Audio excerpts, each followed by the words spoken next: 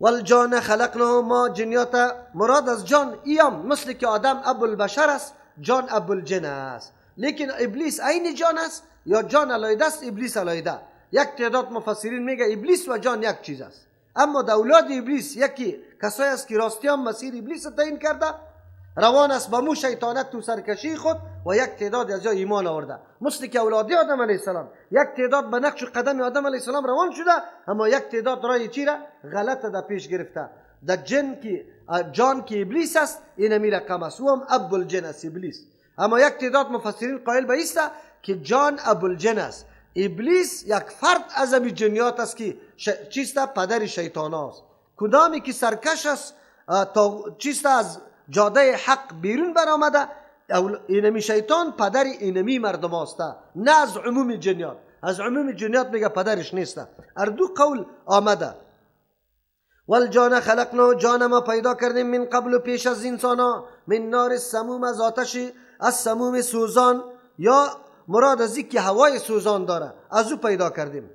آلی دیگه خلقت انسان و جنیات اردویش الله کرده. و اذ قال ربک، قابل یادآوری است انسان تو آلی درک بکو، اصل تا فهمیدی، اصل جنیات هم فهمیدی، تو فقط از گلی که بدبو شده بود صدا میداد از اون بود تو پیدا شده ای. لیکن کمال ده تو از کجا آمده که ملائکه هم برات سجده بکنه؟ عزت و مرتبه از کجا یافته ای؟ قرآن کریم علی نکته را برات بیان میکنه، تو را متوجه میسازه که اگر همین نکته در طول حیاتت موجود بود قابل قدر و قیمت هستی. اگر این نکته موجود نبود باز هم گل سیالای هستی، بدبو که هیچ چیز از پیشت جور نمیشه. از او خاطر زمینه تعلیم گستراندن برای همه ملت این امر خیلی ضروری است. خیلی زیاد معلومات کافی در مورد دین باید پیدا کنن هر کس. چی میگو؟ اس قال ربک، قابل یادآوری است در آن وقتی که پروردگار تو گفت ای پیغمبر علیه السلام، یعنی ای را یادآور کو برای امت خود تا امت از این درس عظیم بگیره، قدر و منزلت خود بشناسه، چیزی که معیار برای برتری است او را یا بفهمه که معیار برتری کدام است. در آن وقتی که گفت رب تو للملائکه، برای ملائکه، انی خالق، یقینا ما پیدا کننده استم بشرا انسان، من صلصال، از گل خشک، من حماء مسنون، سیالایی که مسنون بدبو شده، فاذا سویته، زمانی که برابر کردم ایرا، و نفخت فیه من روحی، و مدمیدم در او من روحی، از روحی که مورا پیدا کردم. یعنی مراد از ایجا اضافت روح به سوی الله متعال، به خاطر که کدام مواد ظاهری در اینجا دکار نرفته. هر چیزی که توسط مواد ظاهری جور نشده باشه از او تعبیر به روح میکنه. از همون خاطر ناقة الله اضافتش به الله میشه، به خاطر که بدون اسباب و وسایل ظاهری چی شد؟ از سنگ برآمد. از او خاطر ناقة الله میگه. اینمی قسم روح الله عیسی علیه السلام چون که بدون اسباب ظاهری که پدر موجود نبود در دنیا آمده، نسبتش به الله میشه. این را اضافتای تشریفی میگه، یعنی نزد الله شرافت عظیم داره. معلوم شد که روح انسانی هم به نزد الله متعال شرافت داره. و چطور شرافت نداشته باشه؟ اگر همین روح نباشه کالبد انسان هیچ چیزی هم نیست. حتی مرچه و حشره ازی نمیه ترسه، بلکه میاشت رو میکنه در خوردن تو. به مجردی که روح میره در کدام حالت قرار داری؟ روح است که تو انسان هستی، کمالاتی که پیدا میکنی، تفکری که داری توسط روح است. ایره الله متعال در تو دمیده. این نیست که الله در اینجا امو چیسته اثرات حیات در روح انداخته، از او خاطر الله متعال نسبتش به خود میکنه که ما روح دو و نفخت فیه من روحی، دمیدم دو از روح خود. بعضی علما تقسیمات میکنه که روح دو قسم است، یکی علوی است و یکی سفلی است. اولش تعلق به عالم امر داره، دوم به عالم چیسته پیدا شده داره. بازی 4 عنصر است، لیکن این تقسیمات ها هم در کدام حدیث ثابت نیسته. در مورد روح فقط یک امر از جانب الله متعال آمده، حقیقتش ما درک کرده نمیتونیم. چرا که و یسالونک عن الروح قل الروح من امر ربی، فقط اینمی قدر تفصیل بدانیم خیر و خلاص. فقعوا له ساجدین، بیفت شما در برای امی آدم علیه السلام سجده کنان. ملائکه الله متعال میگه که اینی طور انسان پیدا میکنم، این امر تعلیقی میگه. تا آلی را آدم علیه السلام پیدا نشده، خلیفه نشده، تعلیم اسما برش نشده، دستی امر به سجده ملائکه نشده، این تعلیق میگه که من اینی طور انسان پیدا میکنم زمانی که در این سرحد رسید شما برش سجده میکنید. فسجد الملائکه، پس اینجا عبارت حذف شد. قرآن داستان کوتاه کرد. آدم علیه السلام الله پیدا کرد، او را خلیفه زمین قرار داد، تعلیم اسما را کرد. بعد از اون مناظره در بین آدم علیه السلام و ملائک صورت گرفت. پس از او کمالات آدم علیه السلام ثابت شد، اهلیت و قابلیت خلافتش نمایان شد. آلی الله امر میکنه به ملائک که شما سجده بکنید. فسجد الملائکه، سجده کرد ملائک کلهم اجمعون، تمامیشان به جمع یک دم سجده کردن. معلوم شد که ملائک امو مخلوق الله متعال است که فرمان الله را بدون چون و چرا در یک رب زدن چشم انجام میده. هیچ نوع مخالفت از طاعت و عبادت الله نداره. الا ابلیس، مگر ابلیس نکرد، ابا انکار کرد ای یکون مع الساجدین، که شو امرای سجده کنان مخالفت جماعت کرد، امرایشان سجده نکرد. الله متعال میفرماید قال یا ابلیس ما لک، الله متعال مکالمه را نقل میکنه، درس عظیم برای ما و توسته. انکار از امر الله متعال، انکار از امر الله متعال کفر است. کسی یک امر الله را با اجا نکرد، الله امر کرده که نماز بخون او تو یک وقت نماز نخوندی کافر هستی چی؟ نه. انکار دو قسم است، یک انکار از روی اعتراض است، یک انکار از روی اعتراض نیست. اینجا انکار از روی اعتراض است. سری الله اعتراض داره. چطور اعتراض داره؟ نعوذ بالله. اعتراض داره که قابلیت مسجود شدن نداشتم، نه آدم او را باید امر میکردی که به من سجده میکرد. اینی را مردم میگه اعتراض. یادتان باشه ملحدین امروز هم همینطور مردم پیدا شده، همیشه سری تقدیر گپ میزنه. این اعتراض سری الله متعال است. بسیار احتیاط بکنید. اینطور مردم از یقین به الله بکن کلی اعمال خدا برباد کرده محض به یک گپی خود، چرا که انتقاد سری الله متعال داره. نعوذ بالله. تشریح میکنیم اینجا بسیار گپ است. قال یا ابلیس، الله میگه ابلیس مالک، چی شده تو را، چی عذر است برات؟ الله تکون مع الساجدین، که نشدی تو امرای سجده کنان، با امرای ملائک سجده میکردی، فرمانی ما خو متعلق کلگی بود.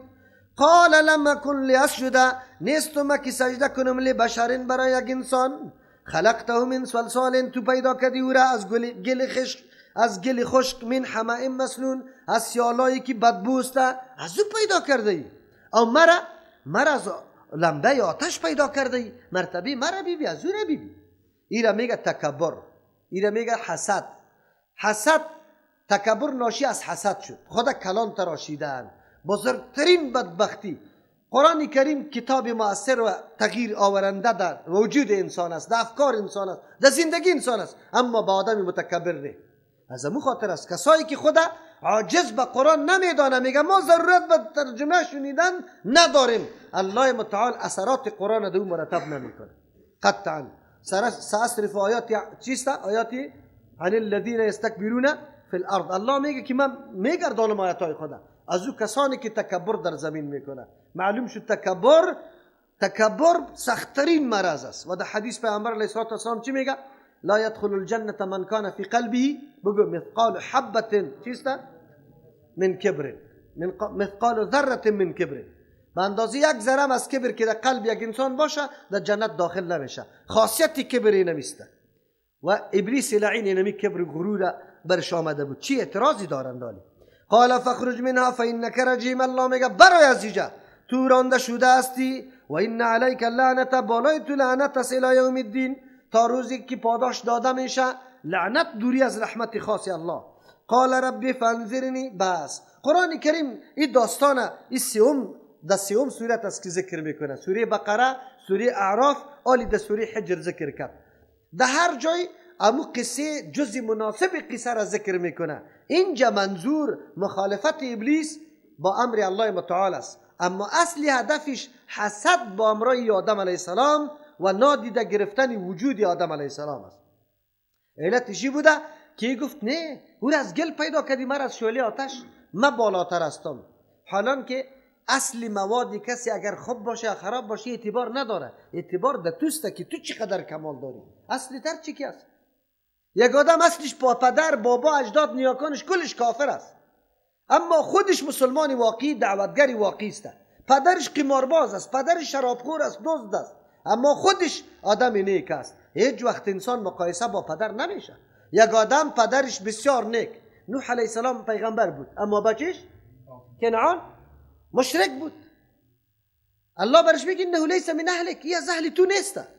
از او خاطر معیار این نیسته که اصل چطور است، دوم است که تو چطور برتری به خود میدی. خاک نمیبینی که منبع تمام گیاها، گلگونا، گلها، درختها کلش از امی خاک، قصرها از امی خاک. امی خاک است چقدر متواضع، سر چیز سرش انداخته روستی روان میکنی سفر هستی. تو چطور میگی خاک فواید خاک؟ آتش سوختاندن کل چیز ختم میکنه. اگه یک چیز توسطش گرم میکنی لیکن دیگه فایده نداره. قیاسی غلط کرده. اینال امراضی که در وجود ابلیس است، جهالت به اوصاف الله، صفتای الله جاهل است که الله چی صفتی داره. دوم تکبر، سوم اعجاب به نفس، چهارم حسد، پنجم نعوذ بالله آلی دیگه معارضه کردن با امر الله متعال که در تقدیر مرا اینطور نوشته کرده بود. آلی میایه برای ما میگه قال فإنك من المنذرین قال ربی فانظرنی الی یوم یبعثون. گفته پروردگار مرا مهلت بده تا روزی که مردم از قبرها زنده میشه. تا یوم بعث چالاکیش بی خبیثه. حالی فکر است که قیامت سرم تیر شوه، دیگه پا ما مهلت داده باشم زنده باقی بمانم. فقط در وقتی که مردم برای حساب در اینجاست. ابلیس لعین ابلیس است اما از دعای الله، از خواستن از الله ناامید نیست. ابلیس است، الله برش فرمان داده که برای دیگه اینجا جای جنت جای تو نیست، رانده شده هستی، اما ناامید است از دعا طلب کردن. نه، دعا را از الله طلب میکنه. دو، از کی طلب میکنه؟ از الله طلب میکنه، از کسی دیگری نه. افسوس به اون مسلمانی که با یک گناه مایوس شده، رفته نعوذ بالله میگه من نصرانی میشم. چرا؟ گناهگاری زیاد هستم. چرا مایوس میشی؟ به الله توبه کن. هر قسم گناه بزرگی که داشتی از الله بخوای که الله تو را بخشش کنه. یک. دوم، بعد از اون چی میگه؟ از الله طلب داره او یقین داره که الله میپذیره. او الله پذیرفته. الله چرا پذیرفت؟ دنیا پیش الله متعال هیچ حیثیتی نداره. در حدیث چطور میگه؟ پیامبر علیه السلام میگه اگر دنیا با پیش الله متعال برابر بال مگس حیثیت می داشت، کافر یک جرعه آبم نمیداد که بنوشد. اینی حیثیت دنیاست. اما ما دنیا را اصل زندگی خود قرار دادیم، کلی هم و غم ما پشت دنیاست. ببینید مهلت دادن برای چی؟ برای از اینکه توسط اینمی مقابله، اینمی کشمکش آلی امی انسان ها حق پرستیشان ثابت شود. اگر امی کشمکش نباشه تو چی امتیاز داری؟ هیچ امتیازی نداری. کشمکش از هر طرف مزاحمت است، اما تو بازم عبادت الله را میکنی، دعوت به دین الله میدی، افتخار برای تو حاصل میشه. اگر کشمکش نباشه، کلگی جور باشه، چی امتیازی داری؟ نداری. الله متعال مهلت بری ای میده. خب لیکن لعنت است. لعنت عذاب خاص الله متعال است که بالای مسلمان قطعا جایز نیست. از او خاطر گفت که سری تو لعنت خاص است تا روز جزا را.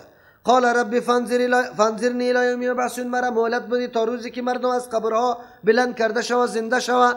اینا معرفت، شناخت سبب ایمان انسان میشه.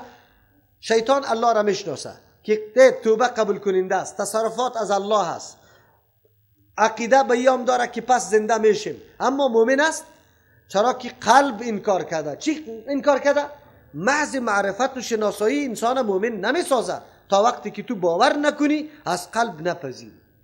قال فإنك من المنذرین. الله متعال میگه تو از جمله مهلت داده شدگی هستی الی یوم الوقت المعلوم، تا روزی وقتی که معلوم است.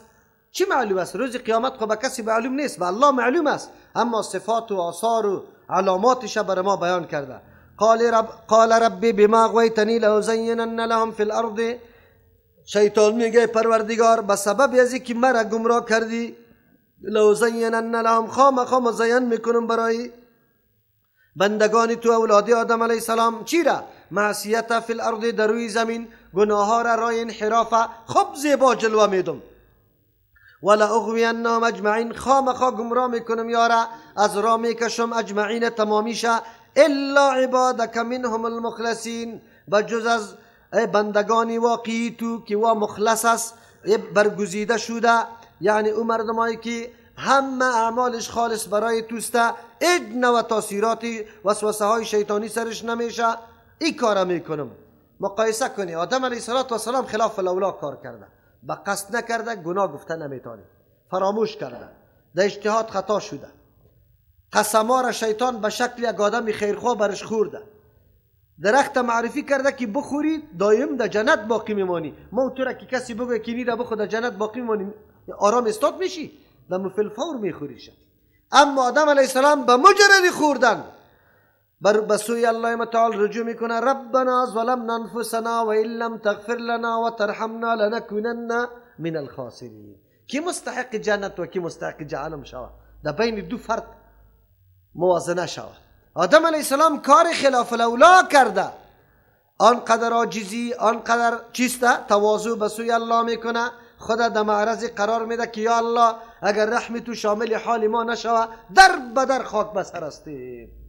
اما ابلیس لعینم نافرمانی کرده، سری نافرمانی خود فخر میکنه، نافرمانی خود چی میدانه؟ محصولی تقدیر میدانه. تو میگی که هیچ خود گناه نکرده، فبما اغویتنی، به سبب ازی که تو مرا گمراه کردی. اعتراض داری الله متعال داره، میگه تو مرا گمراه کردی، من این مردم را ماندنی نیستم. این جرأت در مقابل الله متعال. ابلیس صفتا اینمی رقم میباشه. امروز همین ملحدین، همین مردمایی که معصیت و گناه میکنه، ملامتیش سر کی میپرته؟ در تقدیر. در تقدیر طور برای ما گفته شده، هم جنایت میکنه، هم باز ملامتیش به چی؟ بله، این همین مردم لشکر یعنی ابلیسی لعین است.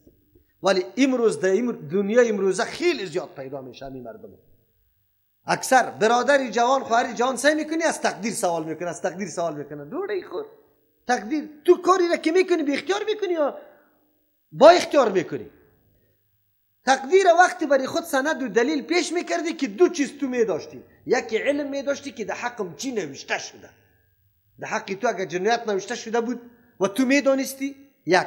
دوم است که امی جنایت بی اختیار انجام میدادی، اختیار نمیداشتی، اون وقت باز تقدیر ملامت میکردی که وای پیش نوشته شده. تو خبر داری که در تقدیر برای تو قتل نوشته شده؟ من میگم در تقدیر برای تو نوشته شده، ترجمه قرآن بیا، نه در سینما برو. تو چرا اینجا سینما رفته اینجا نامده؟ به اختیار خود رفتی یا بی اختیار رفتی؟ این باز در پیش مردمی قدر سوالی بس بزرگ است که پرسان نکن. الله متعال قبلا دانسته که یعنی بنده را پیدا میکنه، امکانات برش میدم، وسایل برش میدم، اختیار برش میدم، راه حق و باطل برش روشن میکنم، قرآن برش بیان میکنم، جنت و دوزخ معرفی میکنم، پیغمبر دلسوز برش روان میکنم. سری از این گپا، این گپای الله را، گپای پیغمبر را، گپای دعوتگرا را، گپای حق کلش او طرف میمونه. فقط بندی خواهش نفس میشه، به اختیار خواهش نفس خود نعوذ بالله در معصیت مبتلا میشه. و الله معلوم است قبلا، معلومیت الله سببی از این نیست. یک استاد در یک صنف شاگردا مختلف است، یک شاگرد خیلی تنبل است، امی برش میگه که او مرده که درس بخون که باز ناکام بشی، درس بخون. بعد دیگه او قدر نمیگه، امیره کوشش هم سرش میکنه که الا سعی کن یک کمی بخون درس که ناکام میشی. امی شاگرد در آخر امتحان داد و ناکام شد. معلم ملامت کرده میتونه که تو مرا گفتی که تو ناکام میشی؟ با تو علم داشتی، با ناکامی به تو علم داشتی؟ ملامت نمیتونه، بلکه خودش بسیار ملامت است. چرا که معلم دیگه میره ایره گفت که تو کوشش کن. الله متعال ما تو را میگه که نکو که شیطان اینطور است، نکو، اینا جنت اینطور است. اما تو بازم در پشت شیطان هم خودش میفهمید خبیث. گفت ما این بندگانی تو را به این حالت نمیمانم، از خاطری از یا مده اینمی سرحد رسیده، طور معصیت و گناه ها را برش مزین کنم که پرسان نکو. بدعت چقدر در پیش مردم چی شده؟ بگوی صریح حدیث در مورد یک مسئله آمده، این مردم سرش عمل نمیکنه. صریح حدیث، آسان گپ است. محبت رسول الله به درود گفتن میشه، محبت رسول الله به پیروی اطاعت اعمالش میشه. نه میگه یا محمد، حالا نوشته کنی یا محمد. عجیب است. اصلی گپ واقعیت ها هیچ کس انکار نمیتونه، او را انجام نمیده. در بدعت ها شروع هستن. ببینید ابلیس اینا این چطور مزین کرده، چه قسم مزین کرده؟ ما او روزان براتون گفته بودم که سفیدا در مسجد چرا میخیزه، در دیگر جنایت ها مردم میکنه، خود پت میکنه که ما چیست مرا خبر نکنه که علی در چی نشوه، دشمنی برام پیدا نشوه، اما در اینجا یک دم میخیزه. ابلیس این مزین میکنه، در ذهن ازی میپرته که دفاع از مذهب کردن دفاع از قرآن است. برو بخیر دیا. شروع میکنه زدن و کندن. این مزین کردن است. خب لیکن سر مخلصین، مخلص کدام مردم است خبر داری؟ مخلص مردمایی است که یقینا قرآن در قلبشان جا گرفته، تعلیمات پیامبر در قلبشان جا گرفته، آثارش در زندگیشان نمایان است. ابلیس نمیتونه به هیچ وجه یار وسوسه کنه از راه خطا بتانه. مخلصین خلاص است. دیگران را اینطور مزین میکنه. امروز سعی کنی دموکراسی را چقدر مزین کرده در ذهن مردم. قانونی قرآن بگذار دموکراسی. بیادرم باز تو امو در شعارت نوشته که تطبیق قانون 100% اسلام. یک دانه کاندید دیده که همینطور نوشته کرده باشه؟ چی نوشته کردن؟ حاکمیت قانون. کدام قانون؟ قانون دموکراسی. یعنی این ما حاکم میگردانیم به زور سرتون. کلیتان خوب میچوکیم. اگر دموکراسی را قبول نکردی باز بعد از او دیگه چی میگه؟ دیگه چی میگه؟ باز دیگه شعارش چی است؟ دیگه شعارش شما یاد نداری؟ عدالت، برابری. مقصد عدالت هم میفهمی؟ نمیفهمی مقصد عدالت. در پهنتون دختر جوان، بچه جوان یکی با دیگه شفت بشینه، این نشستن یه عدالت است. تعبیر عدالتی شود. خب شما زیاد است یا مردمای فاسد زیاد است؟ مردمای فاسد زیاد است. سایه تا به سنگ میچوکه. خیر دیگه عجیب است. در یک جایش یا بگوه که یک شعار نوشته میکرد که 100% تطبیق قانون اسلام. کلگی ما امی با وصف که ناروا سمیره دادن. این انتخابات شرعی نیست، این انتخابات پذیرفتن دموکراسی است. سر از امی قدرم فقط امی قدر نوشته کنم ما کلی ما رای میدیم، کمپاین برش میکنیم. بالکل نوشته کنم، مرد هستن نوشته کنه، فقط نوشته کنن که 100% قانون اسلام تطبیق کردن. خلاص ما یقین بکنید جمعی درس ها هم رخصت میکنیم تا 16 عمل است. چندی عمل است؟ تا امور ما کمال درس ها رخصت میکنیم، برش کمپاین میکنیم. بگوی به می کاندیدای چند تاست؟ 11 دانه. برش بگوی اینطور گپ است که میکنه. یعنی وقتی که تو نمیتونی که بگوی که 100% قانون اسلامه، بگوی تطبیق نمیتونم، دیگه چرا خیستی؟ یک قانون اسلامه که تطبیق نتونستی، باز به الله چی جواب میدی؟ بگو دی خودت سوال و جواب هستی. سوال و جوابی است که تو باید یاد داشته باشی.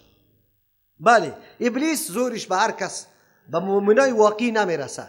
ابلیس زورش به کسایی میرسه که واقعا مقلدین ابلیس است. اونمو دنبال روا، اونمو ظاهر بینا، امو سطحی نظرا، امو حواس بازا، امو عیش پرستا. سری دیگه کسا زورش نمیرسه. کسایی که لشکر ابلیس هستن. بله کارای ابلیس خوش میکنه، اونموره.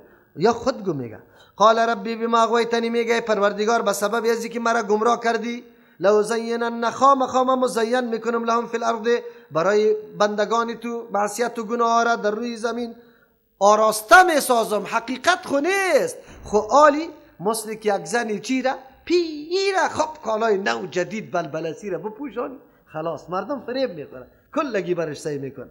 همون طور است.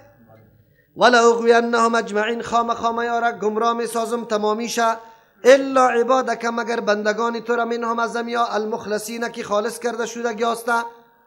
کرده شده هستند. مردمایی هستند که وسوسه های ما بر ازیا ایج نو کارگر نیستند. قال هذا صراط علی مستقیم، الله میگه این می راه است علی بالای ما مستقیم برابر. مراد از هذا چی است؟ امی عبادت بندگی عبادک که گفته بود، امی عبادت کردن ما کسایی که واقعا بندگی مرا میکنه، این می راه است بالای ما مستقیما، بالکل برابر رسیده. یک مانا قال هذا صراط علی، این می بندگی الله راه است، علی به معنی الی، بسوی ما مستقیم برابر آمده. دو ترجمه. سیوم ترجمه قال هذا صراط علی مستقیم، الله میگه هذا صراط، این می راه است علی بالای ما مستقیم برابر. مراد از هذا اینجا دین اسلام است، یعنی کسی که مخلص میشه بندی الله، این می راه مستقیم است. این عبادی لیس لک علیهم، بندگانی من نیست برای تو علیهم بالایشان سلطان غلبه و زور، نه دلیل کارگر است نه زور سرشان داری، الا من اتبعک، مگر کسایی که با اختیار خود تابعداری تو را کرده، من الغاوین، از گمراه. دین روز گفته بودیم که شیطان دست میکشه و نمیکشه. چی میگه؟ من میگه نه زور داشتم نه دلیل. پشتی وسوسه‌های ما خواهش خود پورا کردی. خواهش چی را پورا کردی؟ اگر کسی زنا میکنه خواهش کی را پورا میکنه؟ اگر دزدی میکنه خواهش کی را پورا میکنه؟ اگر شراب میخوره خواهش کی را پورا میکنه؟ خواهش خدا پورا کرده. شیطان میگه ببرش مزین کردیم خلاص. و این جهنم لموعدهم، یقینا جهنم و موعد جای وعدهشان است. الله متعال میگه از همین تابیدار تو و تابیدارید اجمعین تمامیتان. لها سبعت ابواب، برای جهنم 7 دروازه است. لکل باب، برای هر دروازه منهم از همین بندگانی ما که نافرمانی مرا و تابیداری تو را کرده، جزء مقسوم، حسی جدا کرده شده است. نصارا یکی، یهود دیگه، صایبین، مجوس، مشرکا، منافقین، کلش مبتدعین، جم دروازه به دروازه داخل میشه. 7 چیسته دروازه داره. از همون خاطر در آیتای قرآن کریم هم نامش ذکر شده: جهنم، لظا، حطمه، سعیر، سقر، جحیم، دیگه هاویه. اینه از همون خاطر یارا سورت ها هم به این نامید الله متعال. سبحان ربك رب العزة عما يصفون وسلام على المرسلين والحمد لله رب العالمين.